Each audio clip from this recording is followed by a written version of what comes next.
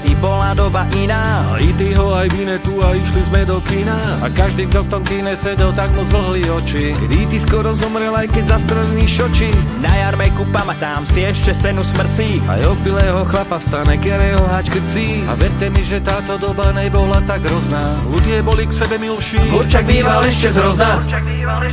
Kúpať sme sa chodievali na zelenú vodu. V kapse chleba, paščekovi, sirupovú vodu. A sem tam sme aj na vojenském kúpalisku boli. No jeden Lidl nestačil nám, tak tam teraz druhý Pri tom stojí. akvapark už asi 30 rokov stávajú. Vraj už mohol dávno byť, no ešte pramen hľadajú. Ževno bude ako v raji, bude svetový. No jediný raj v Novom Meste Je zatopenový.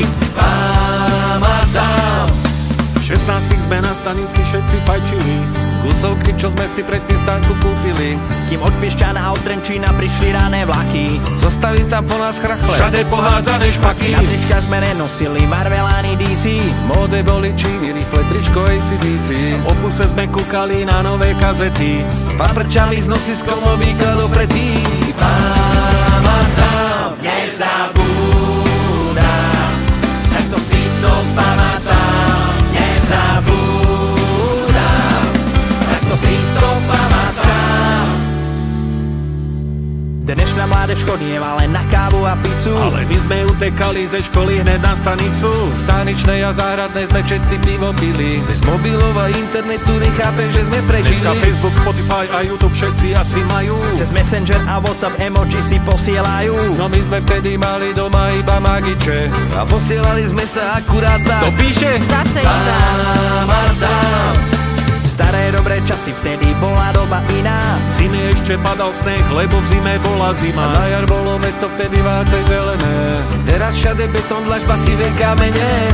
V Novom Meste nad Váhom sa celkom slušne žije. Aj keď k dispozícii nemáme tu žiadne atrakcie. Iba križovatku svetelnú, čo meste páru nemá. V parku vo fontáne bola šampónová pena. Pamätám, nezabúdam, takto si to pamätám. Nezabúdam, takto si to pamätám.